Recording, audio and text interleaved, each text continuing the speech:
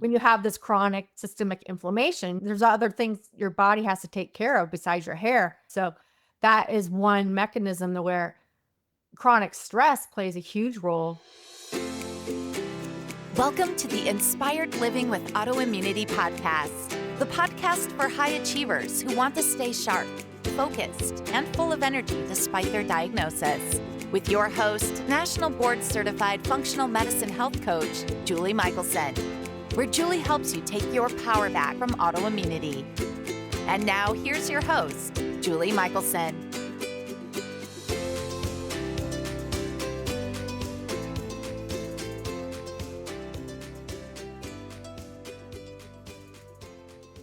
Welcome back to the Inspired Living with Autoimmunity podcast. I'm your host, Julie Houghton. In today's episode, I am joined by Julie Olson, who is a triple board certified nutritionist and functional medicine practitioner. Julie suffered from severe hair loss at 38, which prompted her to learn all she could about it and gave her the foundation to develop her own 5R framework to reverse hair loss. Even if you don't have quote-unquote severe hair loss, your overall health will improve when you follow Julie's protocol. Julie, welcome to the podcast. Oh, thanks for having me. I am so glad we're finally doing this. We've been talking about it for years, and I'm really excited because I think this is more than ever, and we'll talk about why. More and more I'll say women, people probably in general, but women are struggling with hair loss. And so can you share your journey with us? I know it was your personal story that got you to become such an expert and such a resource for women looking for support. Sure. So yeah, I mean, you're exactly right. It's women hide it.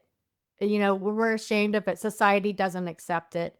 So my journey started when I was 38. I'm 62 now. But Yeah, you didn't look last that 38 long. But now. that's when I was 38, my hair was falling out in handfuls and clumps, months after months. And it got so bad, you could see my scalp as clear as day. It was horrifying. And I went from practitioner to practitioner. And they all basically said the same thing, that there's not much you can do because it's probably genetics, but you can try lifelong medications. Now, Seriously? did you have women in your family that you knew of that had experienced this? No. Okay. I was just curious. Yeah. Even then I wouldn't buy the genetics story, but I was just curious. I Yeah. didn't buy it either. Um, and so fast forward, um, that's the time when I moved back from California, to Colorado, and I moved back. Full disclosure, I was a media research analyst at Warner Brothers, and I got the call that my mom had stage 3 cancer, and Sorry. we're really close. So I moved back and worked in television. I worked at Channel 2 and Channel 4, CBS in Denver. And I just got disenchanted with the business and more interested why she got so sick. Mm. And it was at that time that I realized I was putting blinders on my own health. And when my hair started falling out in clumps, I'm like, Yeah. I'm quitting. So I quit. I went back to school, and it's the best thing I ever did. Wow. Amazing. And so obviously you're not wearing a wig, right? Obviously No, you that's all my nailed hair. it.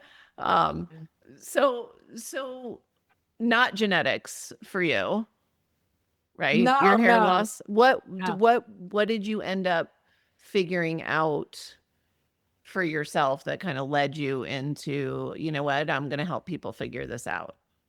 Well, I was a hot mess. I was literally, after I started digging, I realized I was a hot mess. And um, it started with my lifestyle choices, which I know you're such an expert on, but I was living a very fast lifestyle in LA. A lot of late nights partying. Yeah. Yeah. Well, Um, as as people do. yeah, but I wasn't eating well. Um, okay. And then after I started digging deeper, I found out I had hypothyroidism, H. pylori, Epstein-Barr virus, not a little, like 3,000, in the 3,000 So range. Normal active. range is Yeah. like 240 or something, like ridiculous. I thought, oh, I'm just tired because of my lifestyle. Right. What else? Dysbiosis bad. So pretty much all the Autoimmunity, things. Yeah. celiac, and other food sensitivities. Those are the main things. I mean, it was really, Well, that's yeah, enough. it's a That'll lot. do I it. mean, It is interesting. Do you see this a lot as women? We can ignore, like we explain away, right? right, Like the fatigue and we kind of are masterful at ignoring the symptoms when they're quiet or right, whispering and as they get right, louder. But hair falling out in clumps, that gets our yeah. attention, right? Right. And that's why I call it a gift. It was my gift. Right. I literally would not Yeah. have stopped. I wouldn't have changed everything. Yeah. And maybe that's it. Yeah, it can be vain, but women, men too. And that's okay. It takes some Whatever straw it to break is. the camel's back Yeah. to finally pay attention to your health and wake up. And that's why I'm so passionate about it, because I get women like me that same thing. They look fine and they eat fine and they exercise, blah, blah, but I start doing labs and they're not absorbing, they're not Right. methylating, they're not detoxifying properly, they're not, and you start to peel back the layers, and it makes a lot of sense too, because um we can talk about, I think we'll be talking about the fecal microbial transplant, and that's also something that got me so excited about this, because um functional medicine, they say, it all starts in the gut, and It I have does. another abstract on just that, the gut hair link, and and that I have the fecal microbial transplant, some of the first cases that just happened by accident. There's 4 subjects, and some of them had autoimmune alopecia. So Okay. alopecia is the medical term for all types of hair loss, thinning, and autoimmune forms. People think Gotcha. differently, but Right. couple of the subjects had, yeah, alopecia universalis, where you lose hair from all over your body, Mhm. and sure enough, um, It's not why they got the transplant. no, it's not why. They Yeah. had speeding. The Yeah. other lady had bad colitis. The other man, which is actually my favorite one, is 86 years old. Wow. He had colon cancer and depression, and he just had a bald spot. And so I'm like, sure enough, they all grew back the hair. And I'm like, even if you're 86, you grow Wow. back the That's hair. amazing. You get I your love gut that. balance. So that is so inspirational for me. Yeah, that's incredible. And I remember when I first started reading research about fecal transplants. It's fascinating. It makes so much sense if you think about it. But so gut is obviously just, I know listeners are like, really? Like, again?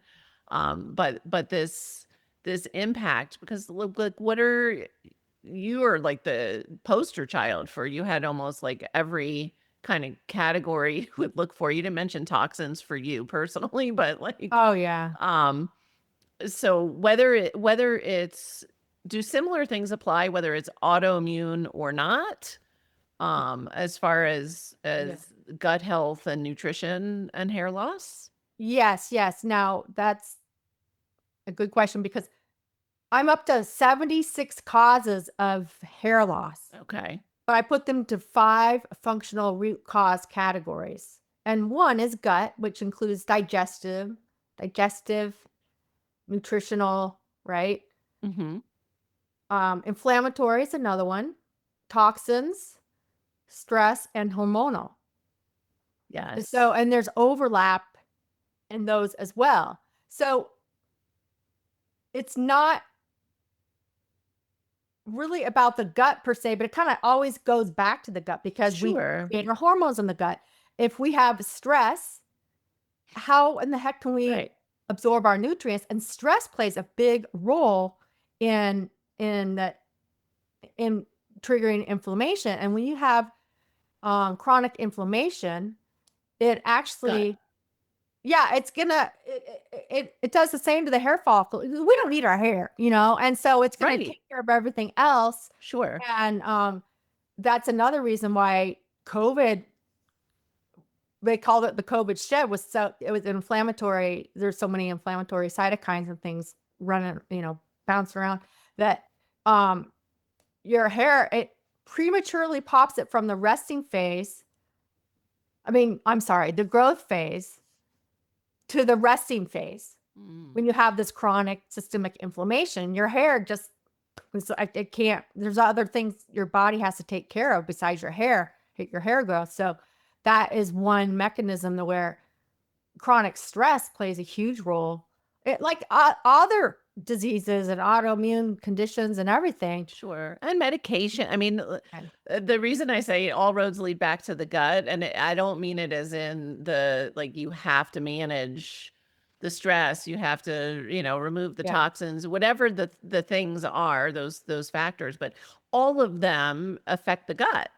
So Yeah. like if you're ignoring, if you're like, well, I'll just get my, toxic burden down and you're not healing the gut, it's not going to help at all, Right.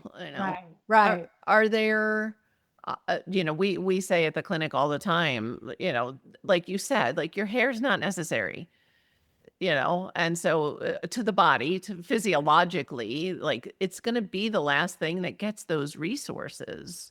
Right. What are some either foods or eating styles that you feel contribute to hair loss? Like what are we kind of doing wrong? Um, well, it's first how we're eating. Most people are eating on the run, Yeah, not digesting. or standing up. I, Yeah. it- my husband's jujitsu group came over to watch some fights or something a couple of weeks ago. They ate their entire dinner standing up. Yeah. I'm like, and then they say, "Oh, we do it all the time." Yeah, and they're not. Yeah. People don't chew. You have to be in the rest and digest in the Yeah. parasympathetic state in order to, yeah. Assuming Right. you've even done the work to heal your gut. Um, I know. Are there like big nutrients you see like frequently missing? I know you do, a lot of Right. testing. Yeah. You're not guessing with your clients. Like I know, like us, it's individualized. You have your framework, and we'll touch on your framework as well. But are there certain kind of deficiencies or eating patterns that you see like kind of frequently, like, oh, yep, there it is. Yeah, well, a vegan and vegetarian is, it's really, really difficult to have healthy, to grow your hair just in general, because we need those essential and branched chain amino acids you don't get on a vegan or vegetarian diet, right? And I test those. Okay. I'll see where all their amino acids are at. Yeah. But I mean, our hair, they call it keratin, but that's protein. Our hair's made of protein. But what we Thank you. need, yeah. Well, it's important for people to hear because so often, and sometimes it's for other reasons, but often people are making that choice because they're intending for it to be a healthy choice. Mhm. And I too, I it can long term cause a lot of problems for the body beyond hair. Yes. But Yep. so it makes perfect sense to me, but I just wanted to hear your take on that. Yeah. Yeah, yeah, I just, um, yeah, but there are some top foods, I can rattle them off. Sure. I pretty much, I'm a real fan of the paleo, Mhm. the anti-inflammatory autoimmune diet, some of those, but, um, I have recipes with these particular foods because they are, from my research, the top hair health foods. You want me to run through it? Sure, not along, but I mean, if you have favorites that like if people can hear like, "Ooh, I'm not incorporating that in." Sure. Okay. Well, leafy greens, salmon, olive oil, avocado, onions, pumpkin, Brazil nuts, sardines, eggs, lentils, oysters, organ meats, livers. Yeah. Great hair food. Yep. Um, So Carrots, nutrient fresh. dense. We're Yeah, going nutrient for, dense. yeah, Yeah. good omegas, I'm guessing, because, Yes, we yeah, need omegas. We yeah, definitely need our omega. We need the micronutrients, some macronutrients. The thing is, Julie, they've discovered the new scalp hair follicle microbiome, and it needs to be treated the same way as our gut microbiome. And people don't realize our hair follicles are extremely metabolically active. They require an enormous amount of nutrients, and they also require an enormous amount of energy, ATP, the whole Krebs cycle yeah. thing, the mitochondria. And again, when people are struggling with their health in other places, that's the last thing that's gonna your Right. body is But your sometimes body want it's the first symptom where they really realize something's wrong, right? So to me, hair loss is a symptom. Right. It's, just like joint pain or psoriasis or, fill in the blank. And so, I love that, and it makes perfect sense that the approach is, let's find out why, remove those things, support. This is a great time to, mention your 5-step approach to, because this is not, you know, see Julie if either Julie, but Yeah, nobody exactly. should seek you out if they're looking for a pill or a supplement that's going to be the magic solution to their hair loss. Sure, sure. So yeah, it's based off of the functional 5 method R's. 5R Yeah. framework. Remove, replace, reinoculate, repair, and rebalance. Um, Yeah. yeah, but there are some caveats and there are some other testing and markers that I'll do um associated with hair loss. But I it's not a cookie cutter approach, you Yeah. know. Sure. As right. I mean, um, and I am very, very much a stickler on the remove phase. Um, because I Share. Yeah. Well, I mean, it's like people say to me all the time, well, do you say that you healed your RA or that it's in remission or that you never had RA? And I'm like, well, I don't usually say any of those things. But what I will say is if I go back to living how I was living, I will be symptomatic and probably diagnosable again. At some right, point it'll catch back right, up. So the removal, you can't do the same thing, right? It's the definition of insanity, right? Like you can't do the things that got you either sick or experiencing hair loss, and often it's both, and expect results. right, So I love that you're pretty open with like, no, there is a remove. Remove is important, and that's where we start. right, right, What right. are kind of are there across the board things that you know, that are included in the remove phase for most people? Yeah, I'm seeing a ton of candida, H. pylori, toxins, Yeah. toxic overload, you know, a lot of food sensitivities. But that's um and nutrient deficiencies, hormonal imbalance. But I see on the gut tests, I really like the gut test. I like the other test, Nutrival, Mhm. where it looks to see if they're methylating, detoxifying, um, I love and even Nutribal absorbing also proper. Yeah, because it's personal. It's not yeah. just showing where you are in the range, but it's Right, showing like for your body, what do you need right now? right, And right, I think that's one of the things for me that makes it such a standout test. So I love that you use that as well. uh, yeah, and Julie, something that I'm running into a lot, and I'm wondering if you all are, is I'm getting these women with a bunch of mercury fillings, and I'm to the point I'm like, mm-mm, I'm not starting my program with you until you get those removed. Yeah. It's And so hard with safely. Yeah. yeah, yeah, of course. Yeah. Yeah. Are you Um, seeing that too? I think, yeah, I mean, and that's always been, and maybe it's because it's part of my journey, mercury toxicity. So that's somewhere where I Me always too. Yeah. tend to go to, what I think of as almost what people, which is funny, it's in their bodies, but they would consider it a hidden toxin, would be, the fillings and or breast implants. I'm seeing a lot of that, and again, and it's fascinating where, if I'm working with somebody and I try to not like day one be like, you gotta get those out. But I've had so many clients where I know that's one of the big drivers, and we're working toward embracing the fact that it's okay to take steps to truly heal the body. And I've had so many say, "Oh, within the first week of getting them, I had X or Y or Z." So they've known from the time they got them that it was triggering an inflammatory response in the body. But yet 10, 15 years later, I'm having to actually convince them that even though their body has been telling them for over a decade, this is a problem.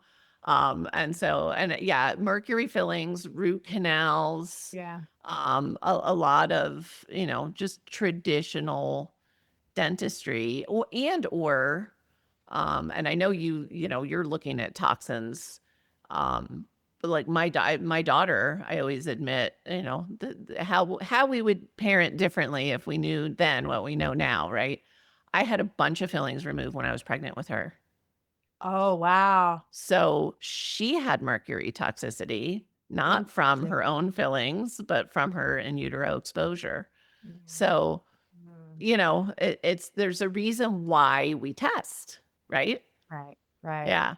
right. So, yeah, the first part of my career, I've been a nutritionist for 15 years. I was a nutritionist for Natural Grocers, you know who that is, for Sure. 6 years, and then uh, functional medicine practice. So, testing, and I know how it is when you don't test, and I know how it is when you test. Right. Even for something as simple as food sensitivities, because you can tell someone till you're blue in your Yeah. face that um you need to remove Certain gluten things. or Yeah. yeah. Yeah.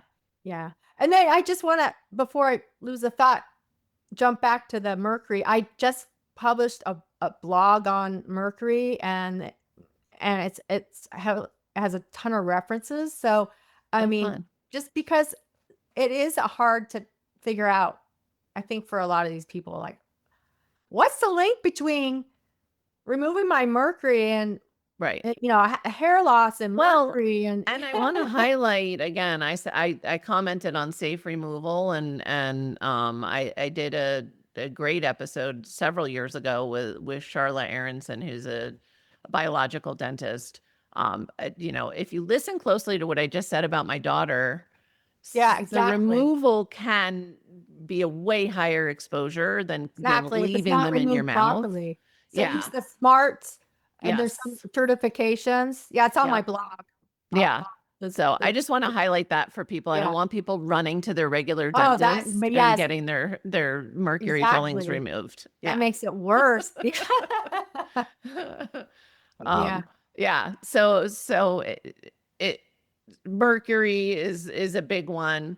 You mentioned, so I'm going to highlight, and people already know my bias anyway. You mentioned gluten. Because I agree. I'm at the point where, it's so helpful to have advanced testing now where people can see what their body's reaction versus, Julie Mhm. said, don't eat gluten. Yeah. Um, gluten, again, we've known since 2015 that it can contribute to leaky gut, even for people that have never been gluten sensitive. So that's a component of the spiral. Right, right. Yeah. Julie, you and I know too much about gluten. We know it's not good for anybody. Well, Right. it's such a large protein to digest, Yeah. and And I have evolved and this is the perfect segue into what I want you to share with us. Um, but I really have evolved to question, is it gluten or is it, the gluten glyphosate that, the wheat? We have modified the wheat in our country to contain higher levels of gluten and certain proteins. And it's all saturated with glyphosate here. That's the last thing they do at harvest is spray it again with glyphosate because it helps dry it out. Like it's so hard to pull those apart. That I really do. It's like, okay, question mark. Like I think gluten as it was intended might not be the big problem for everybody, Right. that we see all the time in practice, because I know a lot of people that can go to Italy or go to Europe and eat gluten Mhm. and be fine. Right. And people ask me all the time, like, well, you're celiac. Have you tried that? And I'm like, no, I'm not that brave because it's not worth ruining my vacation. And I'm celiac, so it's different.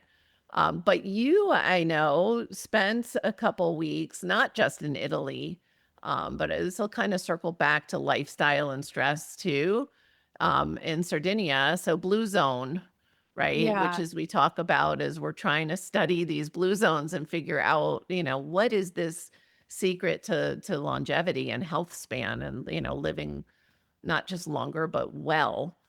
So can you share a little bit with us? Because that's a good, it's not like you were there for a day, like you were there for 2 weeks. Yeah, and then we went and took a cooking class, and we made bread. And the flour, that's part of the problem is in America, they hybridize wheat Yeah. so it has bigger yields. If you see a picture of wheat in United States and wheat in like Europe or anywhere else in the Yeah. world, it's much smaller. It's a The different, United yeah. States is huge. Yeah. Um, and it's different color. So the flour there is really yellow. I mean, not light yellow. Well, it It's hasn't been yellow. bleached. Yeah, we bleach it. We do all sorts of things to it. Yeah. And Besides we, putting it, we layering it in strip everything out of it and then we like throw crappy versions of stuff back in. Like it's yeah, crazy. yeah, yeah. Um, Did you and eat the bread? I did. I ate it You're and I was so fine. brave. I but Julie, I did the same as you because I was in Europe for a month. Yeah. I was in Ireland, Greece, and then Italy, and I was gluten free. I mean, I'm like a Nazi on that. Yeah, Right. yeah. Wow. Yeah. Amazing.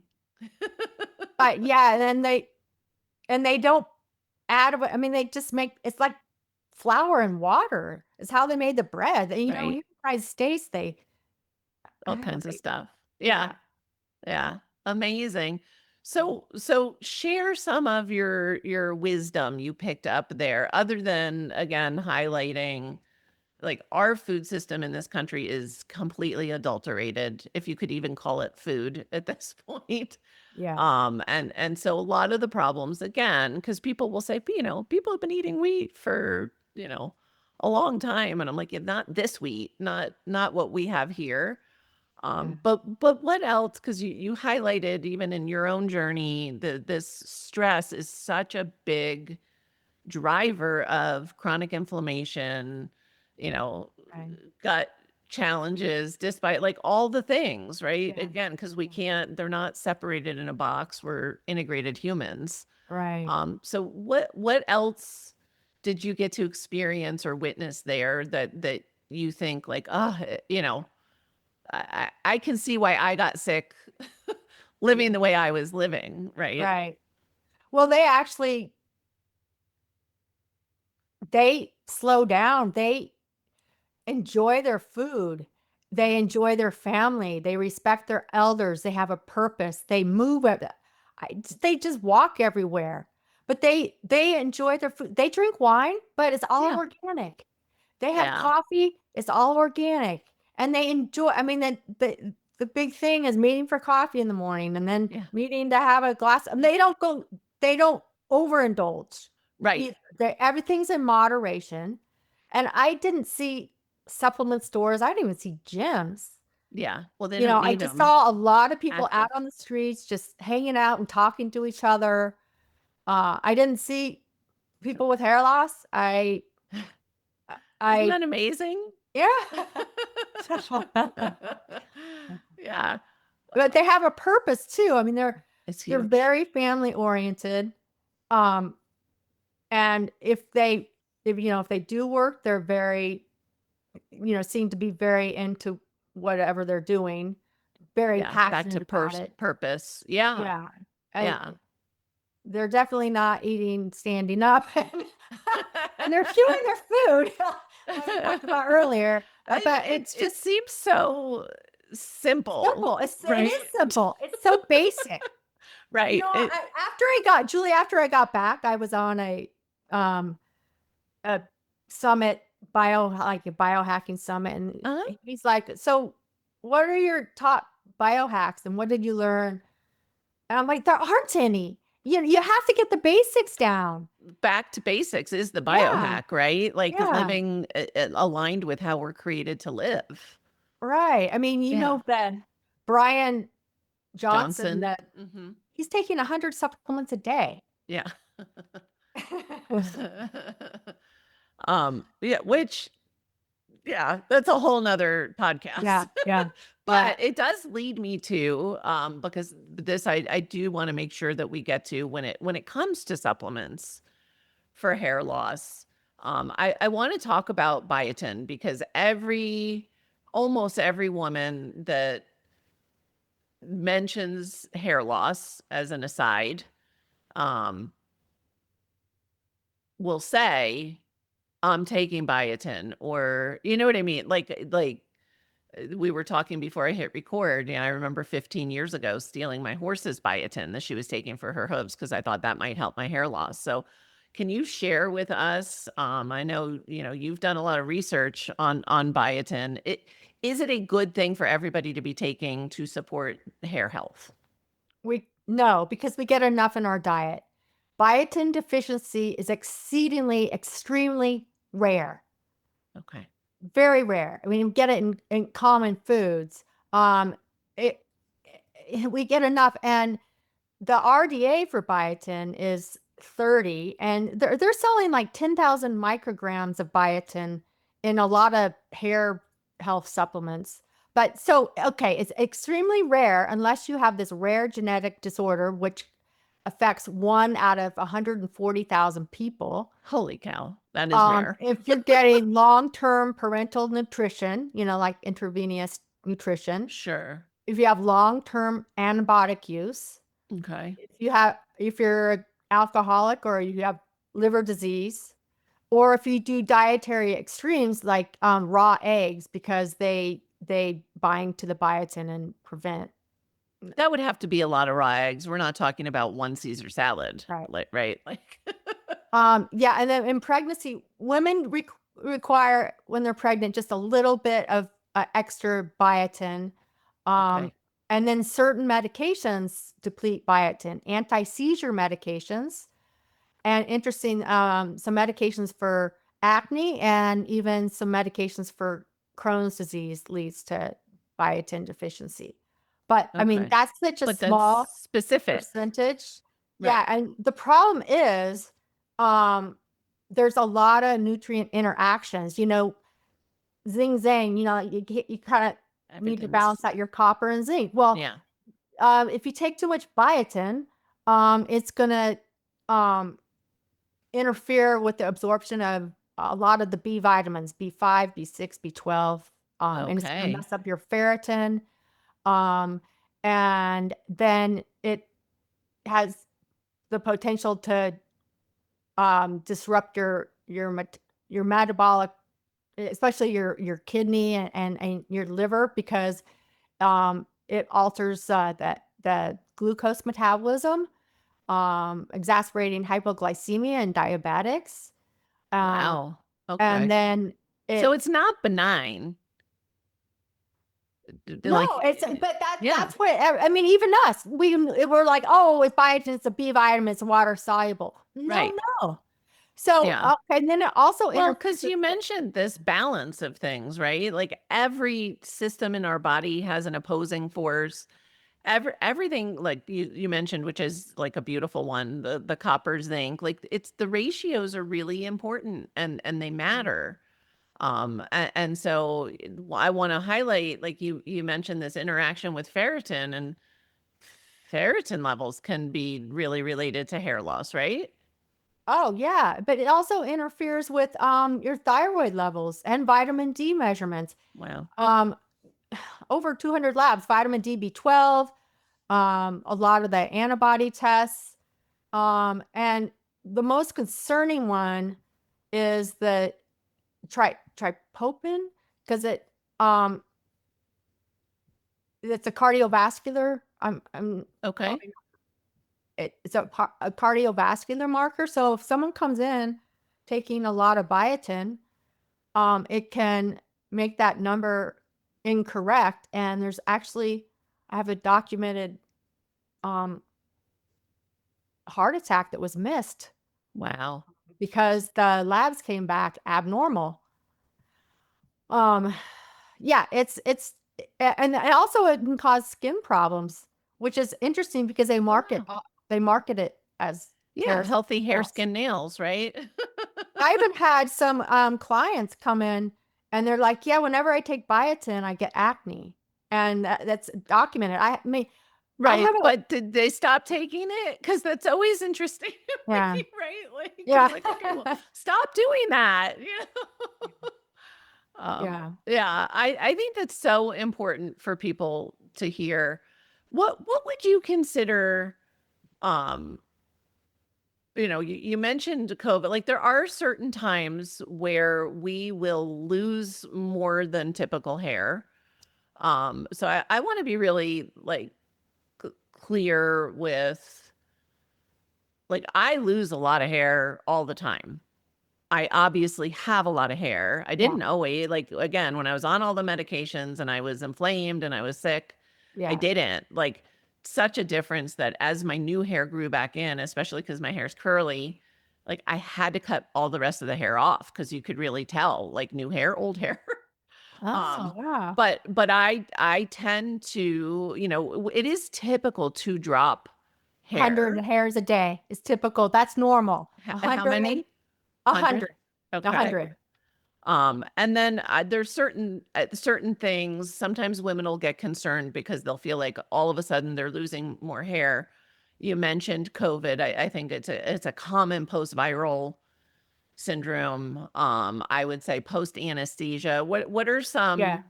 Um, After pregnancy, after they have their yeah, baby, yeah. but also seasonal changes. You're gonna lose hair going into each new season. Okay. So Yeah. not always time to panic. No, no, no, no. But if it's day after day, week after week, month Right. after month, then you need to panic because there's also a bit of an urgency here. When it gets to the point where there's scarring of the hair follicle, and you can usually see that because it's a shiny scalp. You see a lot of men with it. That's scarring of the hair follicle. That's almost impossible to reverse that type of hair loss. Okay. Once you've scarred up. So early is better, but yet don't panic if you can think to, you know, did I have a virus a few weeks ago? Did I just have surgery? Did I just have a baby? Like Yeah. these are Right. big hormonal fluxes will cause us to lose hair. Right. And when we have a big stressor in our life, Mhm. your hair will fall out 3 months after that stressor. That's really good information. Yeah. And It's almost sometimes you kind forget of. what that was and you're like, my hair's falling out and you panic. But if you think back 3 months earlier, yeah. Mhm.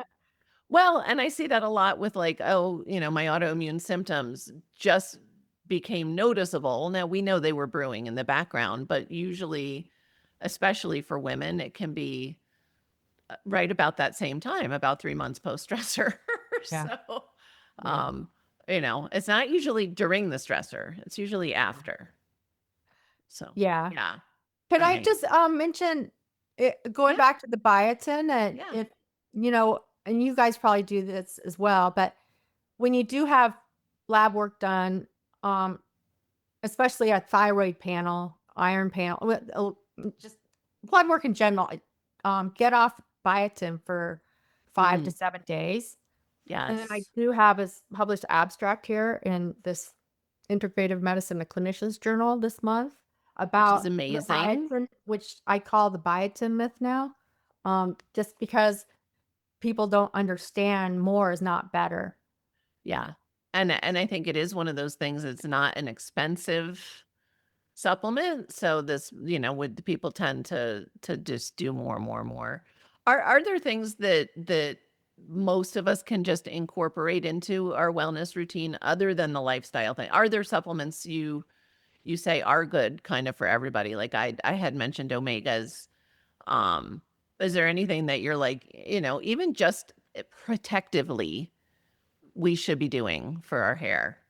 Yeah, well, good B complex, even a good multivitamin, I'm a big fan of enzymes, digestive enzymes. Yeah.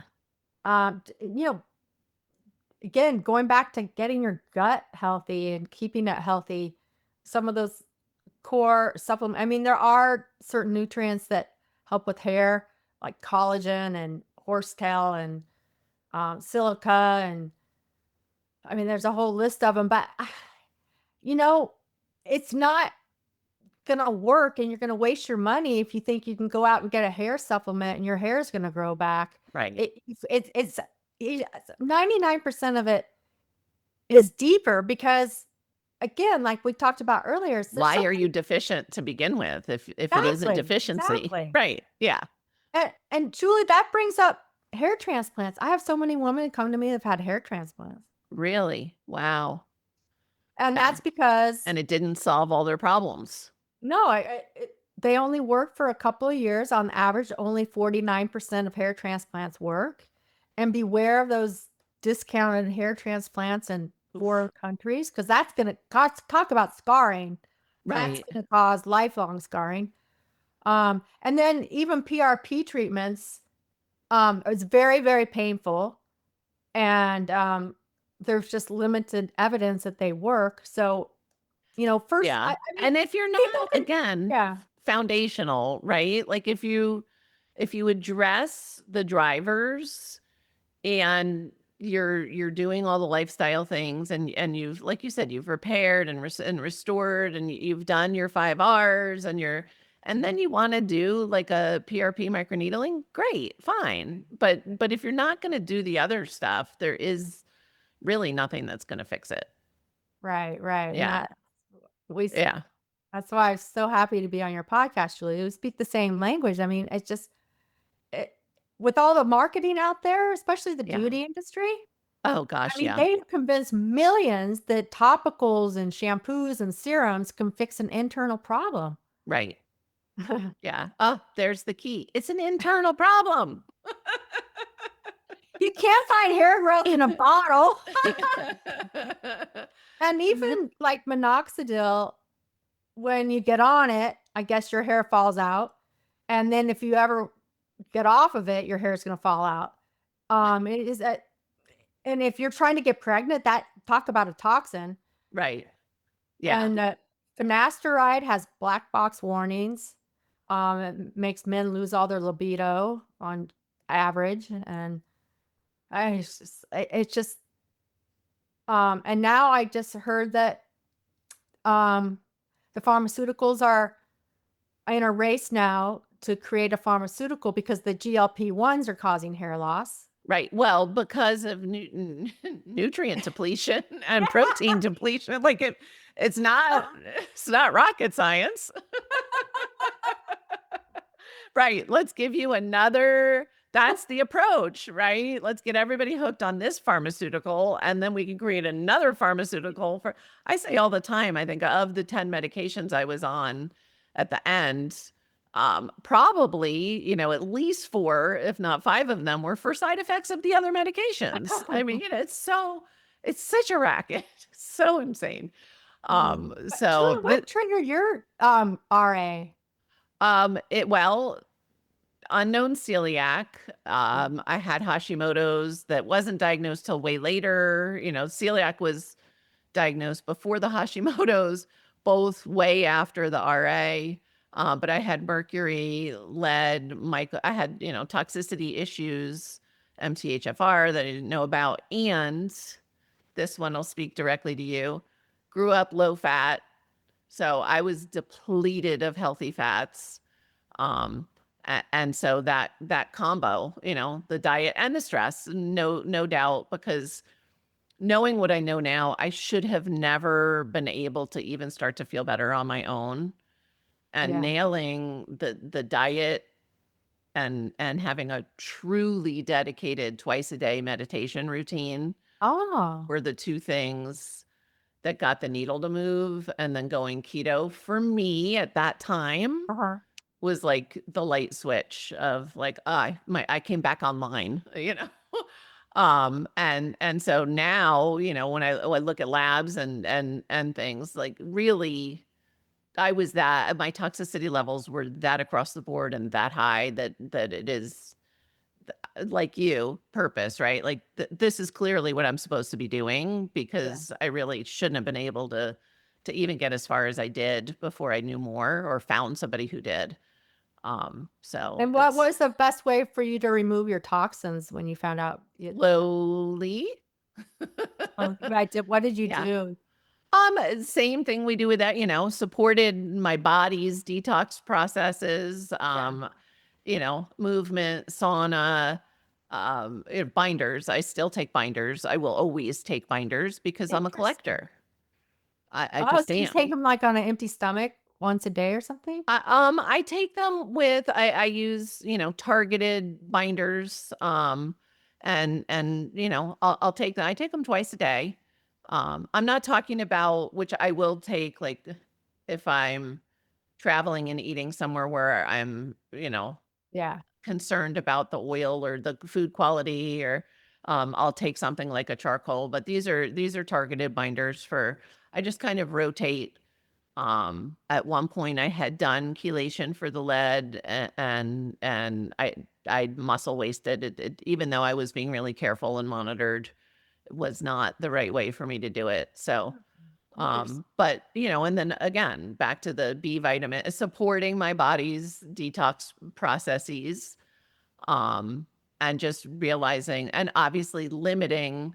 By the time I found out I had high toxicity, I mean, I was already limiting exposures. Right? Yeah. Like, but my home is my haven, and, um, controlling what I can and not, I've come through the, "Oh my gosh, it's everywhere" phase, and just, um, keep my burden down so that I feel well. So Yeah, it works. did you grow up here? Is that what do you think No, about growing up? no, I grew up in New Jersey. I lived in South Florida for 13 years, which is most Okay. likely where I got the mold Okay. exposures. And then things like getting a bunch of fillings replaced, Yeah. while I was living probably with mold exposure, Yeah. just tipping point, Yeah. and so it is always individualized, and I still, ha- I I I say I have to. I choose to still always be as careful as I can Yeah. without it being, it's not stressful. I use clean products. I'm mindful of what I put on my body. But I know just from, I still have glyphosate in my system. I've been eating organic ever since it was a thing, right? Like, so I just, I like to keep stuff. I'm an internal hoarder. Uh, so it's just always a process. Yeah. But we always say, low and slow, like, detox should be boring. And if you feel it, it's too much. You're right, right. We're Yeah. supposed to be healthily detoxing every single day. Yeah. Yeah, and Yeah. these detox Absolutely. protocols, these And I harsh sleep well, and I drink a lot of water, and I poop, every day at the very least. And, all the things that, again, back to basics, right? I'm not going to go after, something like up in the sky. If somebody says, well, yeah, I poop twice a week. It's like, oh, we're going to start there. And then, build as we go. right. So we're at the point in the conversation where listeners are waiting to hear What is Julie's one step that people can take starting today to improve their health? And this Oh, can be anything oh under the sun. man, one step. I know it's tricky. Well, let's just go back to what I've said twice on here. I guess that's an easy step is to just enjoy your food, your company. Mhm. As a nutritionist, we say drink your food and chew your liquids. That's extreme, but drink your food and chew your liquids. I mean, but Yeah. seriously, you've got to slow down and absorb what you are consuming. I mean, Yeah. I think the people on this podcast probably do eat healthy, but are they still stressed out? Are they Sure. Are they eating standing up? Are they- right? My grandfather, who was such a character, used to chew his food. So he used to drink his food. And we just thought it was the funniest thing, as a kid. He would say, you should just literally chew until you probably don't have to swallow. Like, Yeah, just and we always thought it was a little wacky. yeah, And he would giggle because it would make us giggle but it's like, oh, dang. Yep. yeah. Well, yeah, I'm a slow eater, and that's because I chew. Yeah. But my grandmother, who is my mother's mother, who she lived to 104, Oh, wow. right? On no medications, but she did the same thing. She chewed and chewed, just slow, and Yeah. she ate organic. She's the one from Loveland, where you are. Yeah. Yeah, yeah, Yeah. yeah, Amazing. So see, like again, that you mentioned this like respecting the elders and the family and the community in blue zones, right? And right. and there's so much, if we think back to the things that may have seemed silly, it's really these are the gifts that we can get from past generations. I grew up, unfortunately, in a fast eating, aside from my grandfather. Um, you know, my dad was a really fast eater. He also passed at 54. It's Oh, probably wow. a correlation. But yeah, there's a lot of gold, again, going back to how we were designed to Yeah, live. yeah, And so that's such a great reminder. And I love because I think joy is a missing piece in wellness for so many people. So I love that you didn't start with chew, you started with enjoy your food, your company, and so I think that that's more healing than probably anything else we've spoken yeah. And about. I would just say, just simplify it. Yeah. That's the first thing you said, Julie, when I talked about the blue zone. You're just like, it's just so simple, Right. you But know? and I'll add this though, it's simple, but it takes effort living here. We have Yeah, to be intentional. I shouldn't say effort. right, It takes intention right, to create that lifestyle here. Or right. we get caught up like you were living and with Yeah, that fast-paced life that fast pace is fine short term. yeah. So Yeah. I But love that. and then save your money on biotin. Yeah. Save your money on your health. I love that. Where for people that are listening on the go and aren't going to check out the links, where's the best place for people to find more about you? They can just look me up, julieolson.com. That'll go to my website. But I really encourage everyone to take the quiz on my website's homepage because it'll give you rankings within those 5 root cause categories with the numbers, actual Yeah. numbers to see like if you have a higher toxic load than your inflammatory or is your digestive the most concerning. Yeah. So it's going to really give you a good place to start if your hair is thinning or just in general in health. It's a good quiz that give you some Yeah. statistical. It's the same pillars, Right. people. Autoimmune, hair loss, optimization, chronic inflammation, like health is health. And so you specialize in helping women reclaim, their hair in addition to their health. It's like whatever somebody's seeing us for, again, back to that foundational. So I say no matter what, like go to the website, take the quiz. And Julie, I just appreciate you sharing, so much wisdom with us today. I know so much of the work you do is research based. And so in addition to being easy to talk to, you're such an amazing resource for us. So I Oh, appreciate thank it. you. Thank you. Thanks so much. I do love researching. I have to admit that. Well, we appreciate it. Yeah. For Thank you so much for having me here, Julie, Of and course. we'll Of see you course. soon. Yes, in person soon.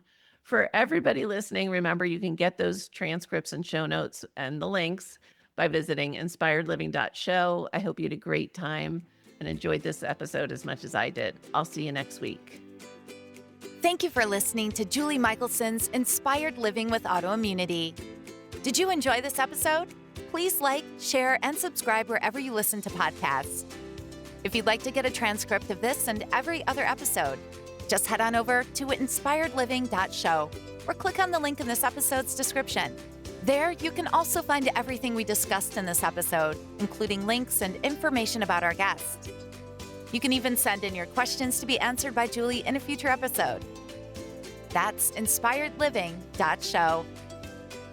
Until next time, this is Julie Michelson's Inspired Living with Autoimmunity podcast, helping you take your power back.